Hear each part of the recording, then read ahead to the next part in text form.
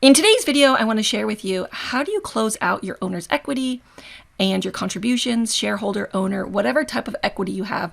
How do you close that into your retained earnings so every year you start from scratch with how much you've contributed or taken out in distributions in your company or draws?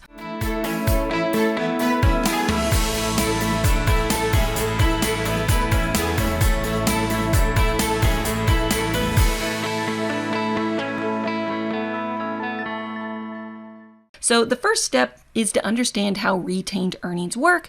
It helps to understand this. Now, I've done a video on it before, but I thought I would walk you through it again.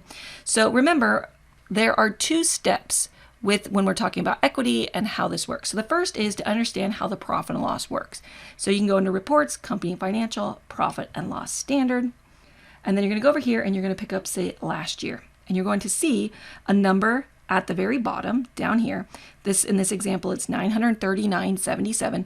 That is the profit for this company. If it was a negative, it would be a loss, right? So the profit and loss is what is your income minus your expenses gives you your profitability. So then when we come over here and we look at the balance sheet, we are going to see our retained earnings, or what it calls actually our net income, $939.77. Do you see that? It's the exact same amount.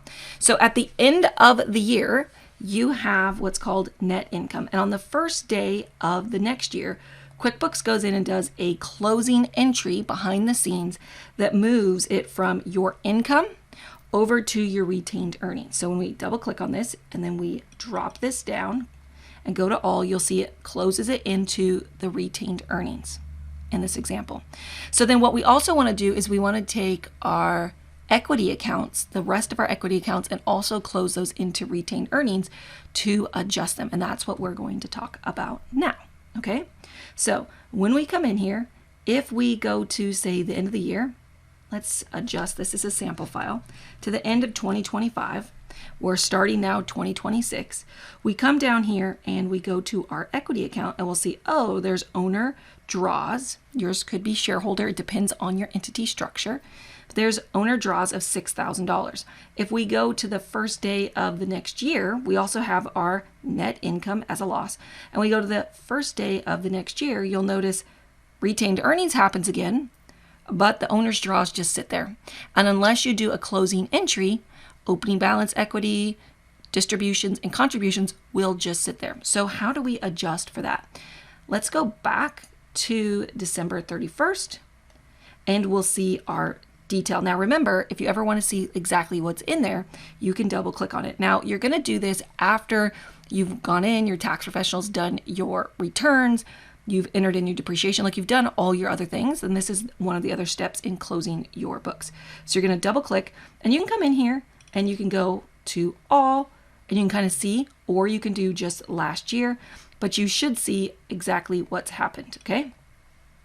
And this is a sample file, so the 2025 year is the current year. So we'll see we have $6,000 in draws or distributions, and we're going to close those into the retained earnings, okay? So you need to know the dollar amount that you want, and then you're gonna go over here to company, make general journal entries. Now, we do our closing entry for the distributions, or if you want to also close out contributions on the first day of the new year. The reason we do that is because equity is considered a temporary account and we want to close those out. And we do it on the first day so that it doesn't impact the prior balance sheet, so it matches whatever you have done it doesn't impact your retained earnings. So that way it always matches what you did on your tax return. So your balance sheet doesn't change, it changes the next year. Just like when we were pulling our balance sheet and we noticed that the retained earnings transactions always happen on the first day of the next year. It happens behind the scenes with QuickBooks. The same is going to happen, so that way we aren't impacting what our balance sheet says at the end of the year. We always will know exactly how much we took out in draws for that year, but we make the adjusting entry the next year. Okay, so we'll go in and make our journal entry, and we're going to use the first day of the next year, and you're going to come in here and you're going to put in your account that you use. So if your account under your owner's equity is draws, you would, and you want to adjust that, you would select that first. Okay.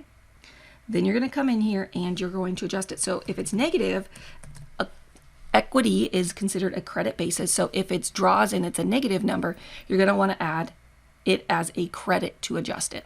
Then you're going to come over here and you're going to do retained earnings. It does not like you adjusting retained earnings. So what you're doing is you're basically reducing your retained earnings by what you've taken out in equity in your business. Okay. Now, if you have owner contribution, I will add a line here. You would come in and you would do owner's contribution, and owner's contribution is typically going to be a positive number. So you would do that as a debit to counteract that. And between the two, you do retained earnings for the difference. So let's say that this was $1,000 in contribution, right? Let me delete this. So then you're going to have the difference is going to be 5,000. Your debits and your credits have to match. So then you put 5,000 here. And between the debits and credit side, it would match. Now you only need to do a contribution adjustment if that's actually what happened. If you only had draws in yours and no contribution, then you're only going to adjust it accordingly. I just wanted to show you in case you have that example, you know how to do it. And then you're going to come over here and you're going to do closing. It's only because you're watching I'm having typos, just kidding. Closing owner's draws for 2025 into, you can do whatever you want as your memo, but you want to put something so you know what you're doing, right? So you can go back and look at it later. So you can just go closing entry. That's what a lot of tax professionals do, where they do nothing, no memos, but I'd like you to do something. And then you're going to click save and close.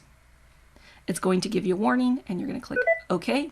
And then you are going to come down. Now what you'll notice is it doesn't adjust the current balance sheet, which is exactly what we want. But as soon as we go to the first day of the next year and we click on it, you'll notice it totally disappears. And if we go over here to list, chart of accounts, to see like what happened behind the scenes, and we scroll down to our equity account. So here's our draws. You'll notice it's 0. We double click on that and you'll see all of the transactions that went in and then the entry that we did to zero it out. And that way we can start a fresh year tracking exactly what we did each year. Let me know if this helped you. Give me a thumbs up, subscribe, and if you want to make sure you get these tips and tricks in your inbox, make sure to go up above or down below and subscribe to our tips and tricks. And if you're looking for more training on how to really customize QuickBooks to your specific business, check out Confidence with QuickBooks. Thank you for being here, and I look forward to seeing you inside the next tip and trick. Have an amazing day. Bye.